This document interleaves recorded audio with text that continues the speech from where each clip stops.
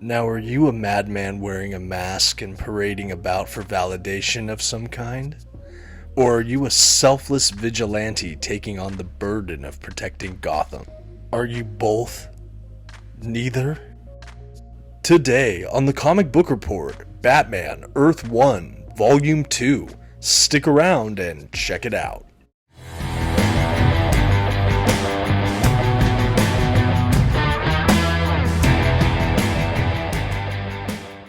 Greetings from Gotham, everyone. My name is Dominic, and you're tuning in to the Comic Book Report, where we review comic books and graphic novels so you can get an idea of what to read. Today in the Batcave, we'll be taking a look at Volume 2 of Batman Earth 1. After reviewing Volume 1 for my channel last month, I knew this one would be coming, and I have to admit, it did not disappoint. Let me know in the comments below if you've picked up these Batman Earth 1 books. I'd love to hear what others think about it. But right now, let's go ahead and get started with today's review.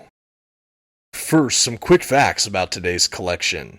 The collection was written by Geoff Johns and penciled by Gary Frank. The collection itself was first published by DC Comics in 2015. The volume collects Batman Earth 1 Volume 2. This standard size hardcover comes in at 160 pages. At this time, I'd like to issue a general spoiler warning. I will be flipping through the contents of today's collection, as well as commenting on plot points throughout. You've been advised. Okay, and here's our first look at that standard size hardcover. This is Batman Earth 1 Volume 2.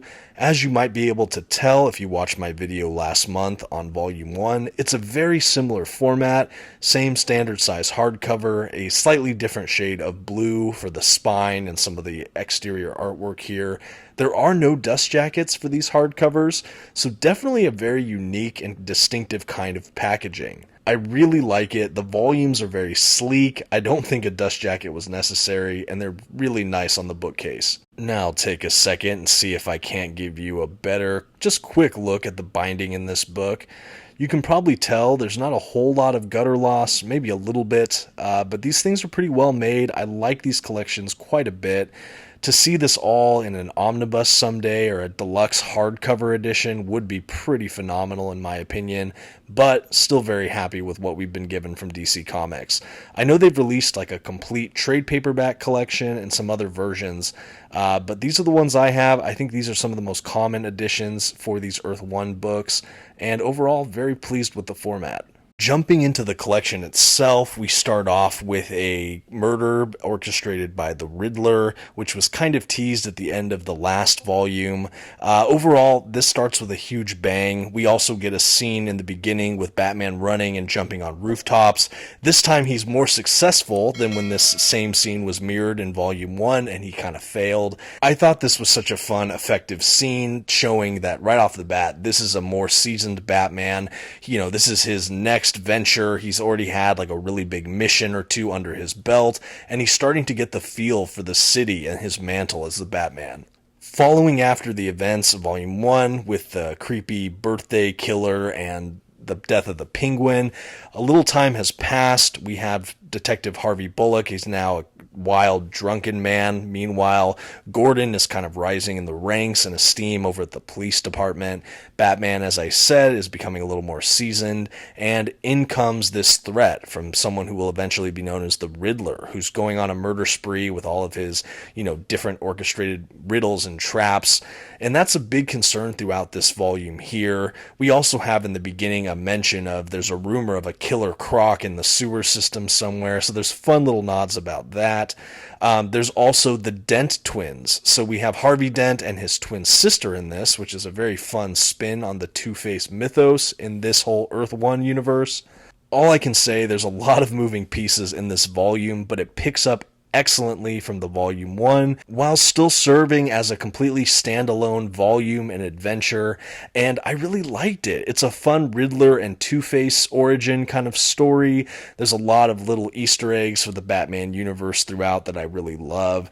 We get to see a continued deepening of the Alfred-Batman relationship, the Batman-Commissioner Gordon, or not quite Commissioner, but Gordon relationship, all the stuff between Gordon and Harvey Bullock, and how Batman Batman kind of interweaves with some of the villains in the DC universe. Overall, really satisfied with this. I might have mentioned in the Volume 1 review, I can't remember, but I had Batman Earth 1 Volume 1 for some time. I've reread that book so often, but for whatever reason, I never got around to Volumes 2 and 3 of this series. But around the time I did that Volume 1 review, I went ahead and finally purchased this Volume 2 and the subsequent Volume 3, and I basically binge read them, and wow, this is like a favorite series for me. I know it's kind of out of the mainstream continuity, and this is kind of a different universe, being Earth 1, but I don't even care. This is such a fantastic on-ramp for people that want to check out Batman, but maybe don't want to get bogged down in almost a century of mythos at this point. It's such a fun kind of modernization of the whole Batman legend, and it's fun for longtime fans to see how long mainstays of the Batman universe are shifted and moved about in this slightly different universe. It kind of reminds me of what they did with the New 52, where they like to keep what they did and threw out what they didn't. But it's right from the beginning, bare bones relaunch for this own separate side universe. So again, can't recommend it highly enough. So much fun just as a concept. A couple ways that the Earth 1 Batman differentiates itself from a lot of the mainstream Batman incarnations that I just really enjoy. Writing-wise, Geoff Johns really doesn't rely on that Batman internal monologue, which, while might be missed for some, it was really refreshing to see a Batman story that wasn't too heavily on that. It was mostly present scene, present moment spoken dialogue, but it was really effective. Artistically, one of my favorite features of Batman Earth 1's Batman is that you can see his eyes through his cowl. They're not whited out, they're not backlit, it's just Bruce Wayne's eyes coming through the Batman cowl. And I don't know what it does, it's just very humanizing when he's in all his fights, when you see all his facial expressions. It's just so vivid, and it just stirs something. It's different, and it punches out in a way that I notice it on every single page. Batman Earth 1 Volume 2 also brings back the dream team of Geoff Johns and Gary Frank. I've become such a huge fan of this collaborative team between this Earth 1 Batman title. They did a Superman, I think it was Secret Origin or something they did a while back that was really good. I also reviewed Geiger, as well as the first 3 issues of Junkyard Joe for their Image Comics stuff. This team, I'm just seeing more and more stuff that they're doing, and I love it. I was kind of late to the party with the Geoff Johns-Gary Frank collaboration, but they have fastly become one of my favorite comic book duos, one of my favorite comic creative teams. So if there's titles that I maybe didn't mention that you know of from these creators where they work together, would love to hear about that in the comments below as well. Back to this work itself, I think it might be an improvement over the previous volume. While Volume 1 really established the Batman origin and kind of was his first venture, this really felt closer to the Batman I know and love. He's a little more seasoned, I feel like the plotting was a little more intricate, and I loved the inclusions of Killer Croc and Catwoman. The kind of ways those were remixed for this collection were a delightful surprise, as well as the Dent twins. That was a fascinating dynamic that I really loved as well. It was an interesting take to have Harvey Dent be kind of a childhood bully of Bruce Wayne, while his twin sister served as almost kind of a childhood crush or love interest. The duality of Two-Face as a character mirrored in the temper of Harvey Dent, but even seeing 2 Dent children as twins, there's a lot of kind of speculative, oh, how does this influence the Two-Face character? Really just rich soil there for Geoff Johns and Gary Frank to build up a new Two-Face mythos.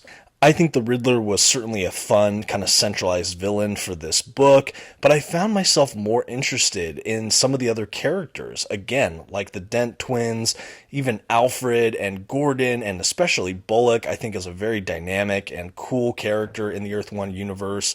He's kind of tragic, and I just felt myself gripped every scene he was in. And that's Batman Earth 1 Volume 2. Here I'll do a quick little look at some of the other volumes and this volume among it. And now it's time to give it a grade. It should be no surprise to you if you've heard me rave throughout this review that the Comic Book Report gives Batman Earth 1 Volume 2 a resounding A. I love how they refresh some of these classic Batman characters. The art is absolutely an elevated, gorgeous tribute to this character and this world, and the writing is fast-paced, thorough, and absolutely character-driven. This is a modern classic Batman work for me, and in many ways it elevated on the previous volume. If you love the Batman character, do not sleep on Batman Earth 1, volumes 1, 2, and 3. And don't forget to let me know what you think in the comments below. And until next time, this has been the Comic Book Report. Don't forget to subscribe to the channel and maybe check out some of my other videos. Until next time, have a good one.